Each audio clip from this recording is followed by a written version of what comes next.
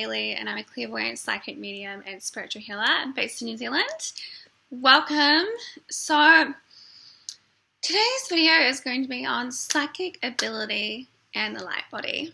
And I'm going to go into a little bit about the light body and the feelings in the body and other things. And also why not everyone can be a professional psychic and healer. And there's a lot of, in today's world, there's a lot of information out there on spirituality, and there's a lot of people becoming aware of spirituality and whatnot, and I'm just going to write down things. The mind, connection, and meditation, and mindset. So there's a lot of information out there on spirituality today, and we have a lot of mindfulness, and there's a lot of spiritual books coming out and stuff like manifestation that's becoming very mainstream, and we are definitely moving into more self-awareness on this earth, even though it may not seem like that at times. But I wanted to talk about being a healer, and I wanted to talk about the light body, and I wanted to talk about why I think I said not everyone can be a professional psychic and healer. And also, mostly the importance of the light body. Okay, so when we first incarnate, we incarnate with our soul energy, which is our life force. And when we pass over, that energy or our life force leaves the body, and we leave the earthly realm. So this is why I talk a lot about feeling the body and listening to the body and the spirit, and in healing sessions or medical medium sessions, connecting to that part of yourself that does know what's going on within.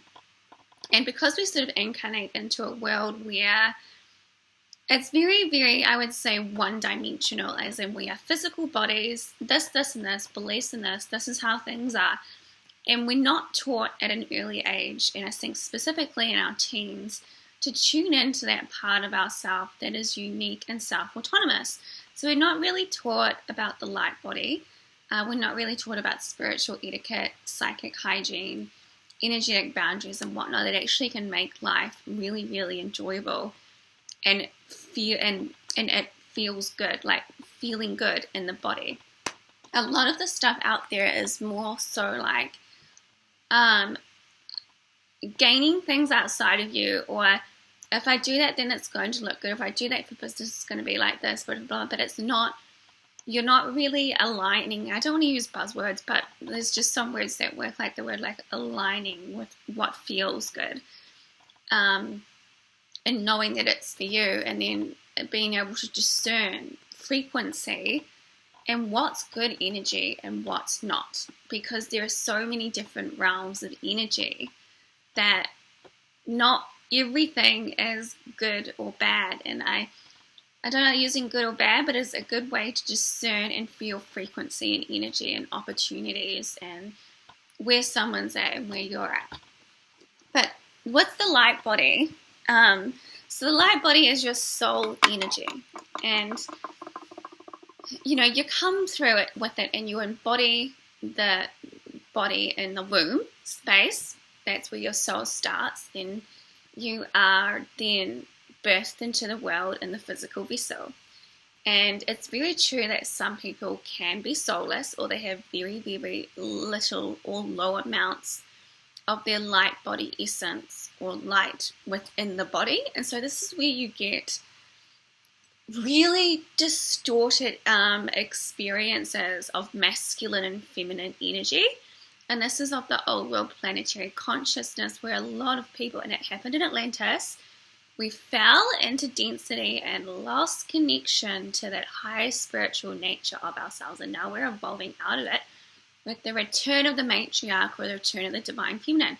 So a lot of my teachings are going to come from the feminine perspective of spirituality, and incorporating that and integrating that into the real everyday world. So that's listening to the body and what the body is saying, and working with energy.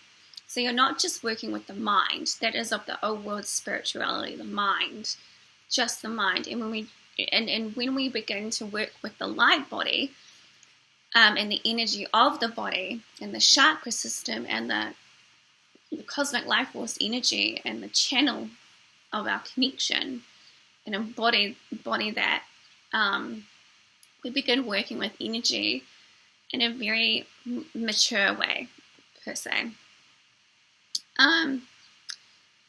So when you embody your light body, you actually become who you actually are in the spirit.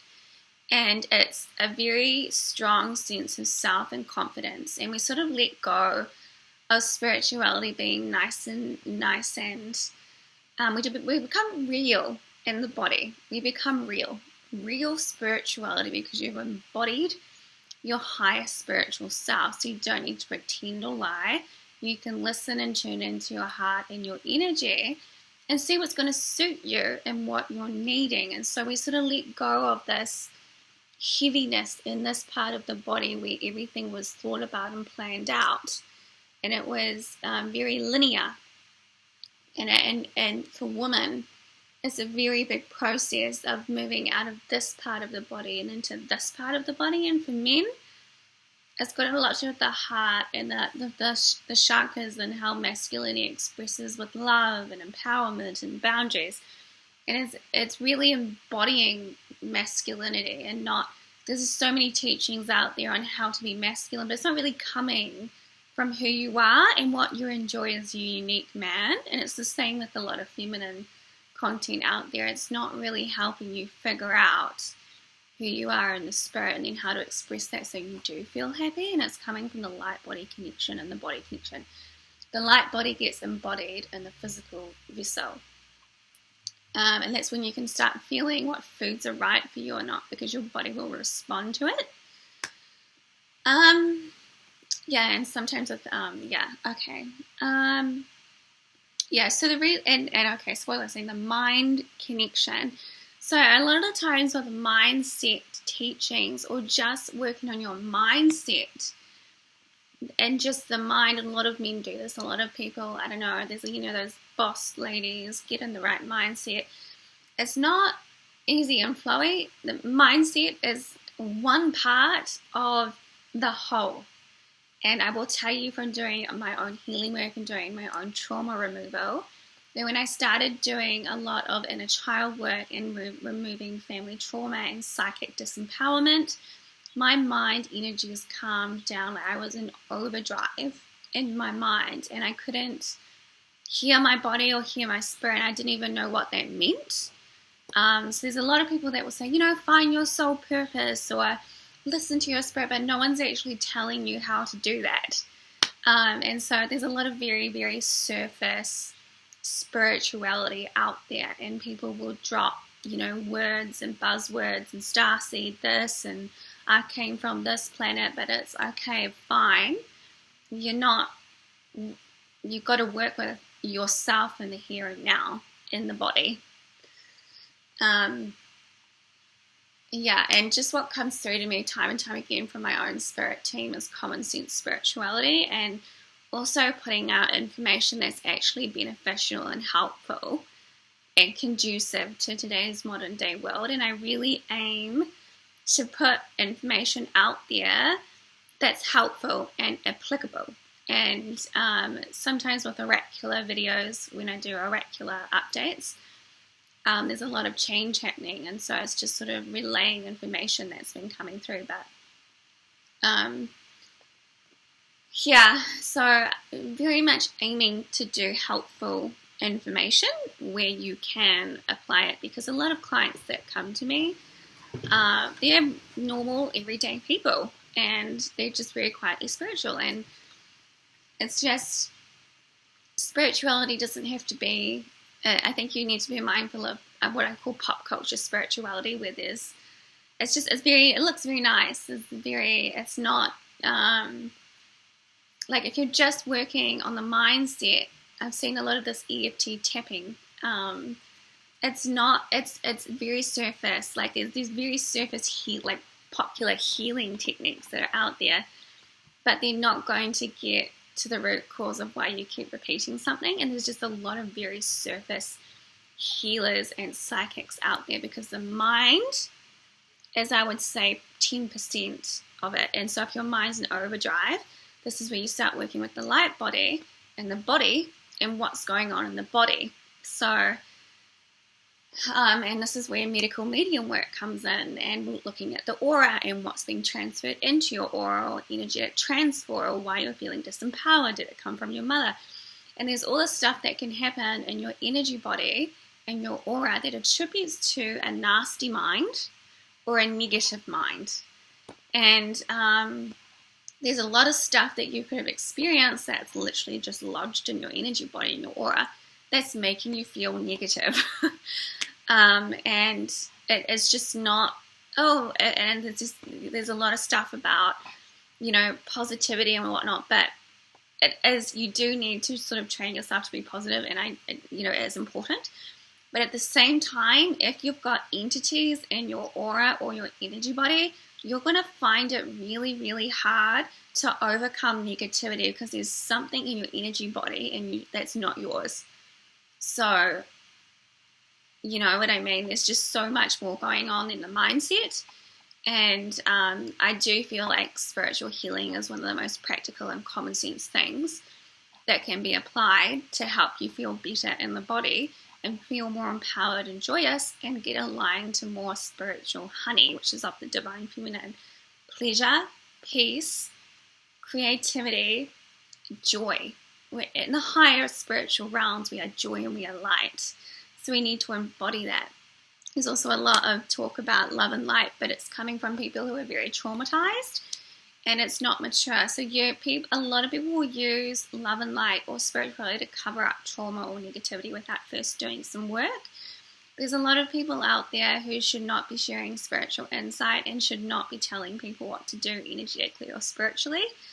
A lot of it's very misguided, and it's not. I think if you go and see a spiritual healer and you're not walking away feeling better, empowered, and more relief and clarity over your spiritual experiences or negativity or whatever's going on, you're probably not a trained or ordained psychic or healer. And this is why not everyone can be a professional psychic or healer, because it's something that is ordained pre-incarnation, and you have to go through a strenuous training in order. Like, just think about it. You have to be very mature to be administering spiritual guidance from a channel, and you have to be very mature to be working with someone else's light body and energy body and aura. So it's not, and there's just a lot of stuff out there online that is not, it's very, very surface, and it's not, it doesn't have any body to it. So you've got to be mindful with a lot of spiritual information out there and get a little bit more mature and a little bit more discerning with the internet. And I just had a lot of experiences when I was going through my sort of rite of passage. I had very clear dreams. Bailey, you're going through a healing training. Bailey, this person has an agent on them. This person's got the devil. This person's working for the devil. And so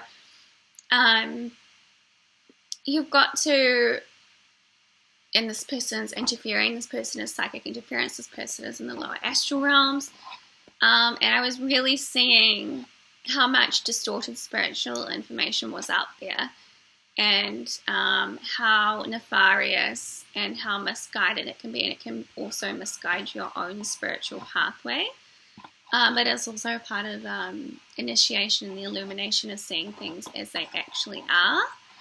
A lot of people will use spirituality to cover up reality or try to delude themselves as seeing people differently. Like, you know, that thing where you've been abused and then you try and cover up the abuser by saying, oh, it was family trauma, or you're not seeing that person as they are.